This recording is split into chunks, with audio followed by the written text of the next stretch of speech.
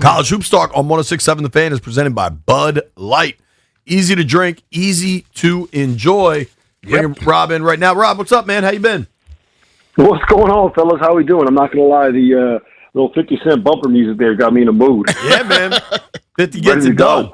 I imagine you are busy as hell right now, so I appreciate you making time for us. Everybody check out Rob's work at the Field of 68. I honestly thought the bracket was pretty fair. One of our producers is an Auburn guy. Even he admits Auburn shouldn't have gotten in the tournament despite Bruce Pearl's constant politicking. This morning, though, I'm guessing you might know Stanford Steve, but Stanford Steve is a big Duke fan, and he was ranting on his podcast about the draw the Dukies got.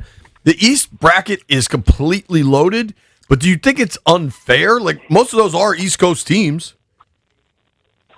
I think the East is always going to end up like that because of the way the bracket sets out. But if you think I'm going to cry any tears for Duke or for Stanford Steve, then you're wrong. Honestly, I think Stanford Steve might be a little upset that Stanford didn't find their way into the NCAA tournament. So I think he's venting. I think he's projecting there. No, the team that I think got the worst of the draw was St. John's. Because St. John's won the Big East regular season. They won the Big East tournament. They just beat the brakes off UConn on Saturday. And they come in the second round, guess what you get? Darren Peterson and Bill Self in Kansas. And if you win that, guess what you get? You get Duke, the number 1 overall seed. Like that, that's tough, man. That's not a great draw for St. John's. But the issue that I have with the way that it broke down for Duke is that matchup with St. John's is the one where I was like, that could be a little scary for them, man, because they got a guy named Zuby Ejiofor at the 5, who's big and who's physical and who could really give Cam Boozer some problems. They play a style that can bother a team that has point guard question marks, and now their starting point guard is done for the year with a foot injury. So I think that's where I'm a little bit concerned when it comes to this draw for Duke. But at the end of the day, man, Duke is they're the best team in college basketball right now, even without Caleb Foster. So I don't think it matters. I think you can line up whoever you want, and there's a very good chance that Duke is going to just kind of knock them all down. So it's not the greatest draw. I will say, though, John Shire, you want to prove yourself as one of the best coaches in college basketball, you're going to be able to do it because you're going to beat one of Bill Self or Rick Pitino, and you're probably going to beat one of Tom Izzo or Dan Hurley. So he has it set up to be able to kind of etch his name in the record books here. That kind of surprised me every year. You get a good team, supposed to be number 1. They beat people all year. Then they get into the tournament and they want the easiest route. Why does it have to be that way?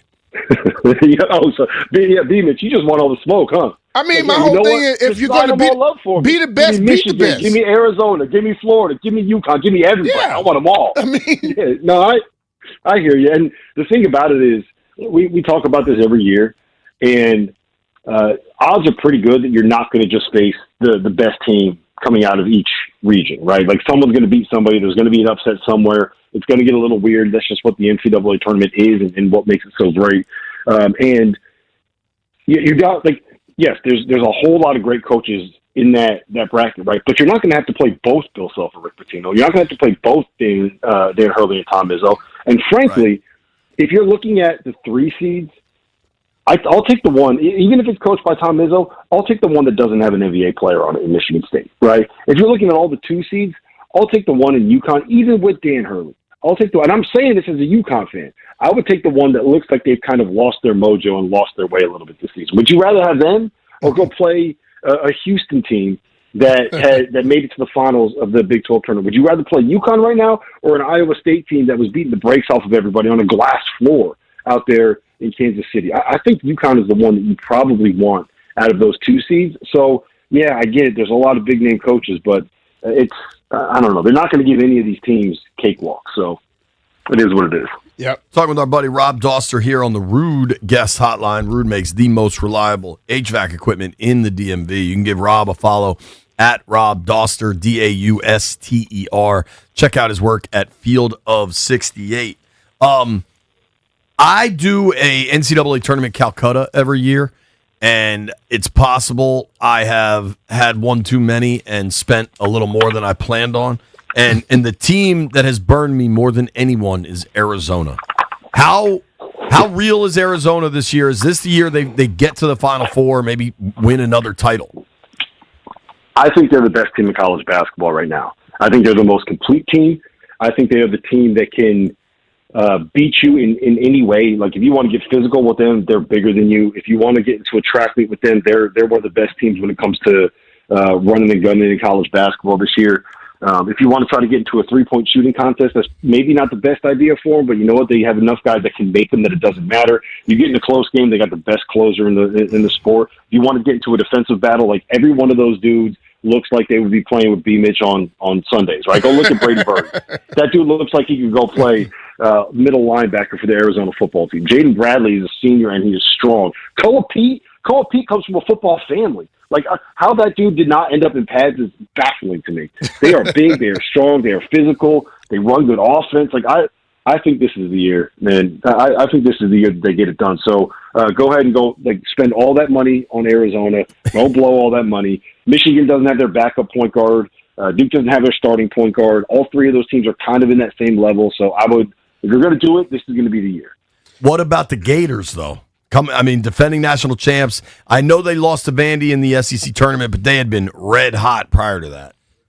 Yeah, so Florida they're very, very good. And I think that they are right there as the fourth best team in college basketball. The difference is, I think with Michigan, with Arizona, and with Duke, if you can kind of take them out of their game, they can still beat you in a way that there's not the best style of play for them. And what I mean by that is, if you take Arizona out of their ability to get out and run, they can still beat you in the half court, right? If you limit Michigan's ability to force turnovers and get in transition and do some of the stuff that they do on the break, they can still beat you in the half court because they have a guy like a Diamar who's such a good passer, and they have a couple different point guards. Elliot Cadeau has been really, really good for him.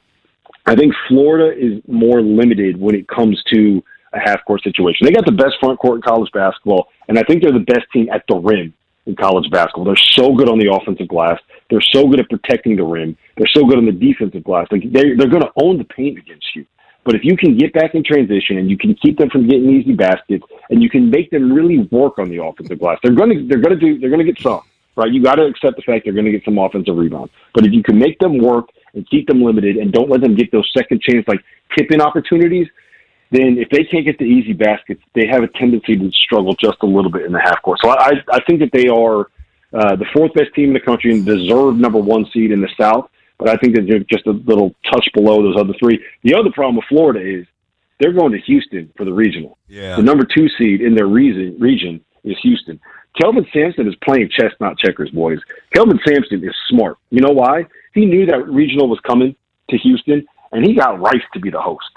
Houston's not hosting it. If Houston hosted that regional, they wouldn't be able to play in Houston. He got Rice University to host the regional in Houston so he can play his regional games, his Sweet 16 and his Elite 8 games in Houston, in the Toyota Center, in his home city. That is going to be a home game for the Cougars.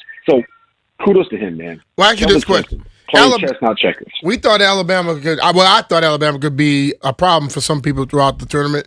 Their guy got busted yesterday. Is he going to be able to play? Oh, man, I don't know. My guess is probably not.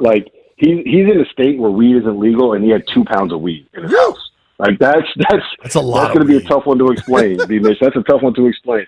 I will say, though, I have a very hard time getting up in arms about a guy that's getting arrested for weed when I literally can go right down the street here in New Jersey and I can go buy some weed from the store. I can buy it in bulk like I'm going to Costco. Right. So it is what it is. I'm hoping that, so they're on spring break right now. What I hope is that when we get past it, he'll be able to get through it.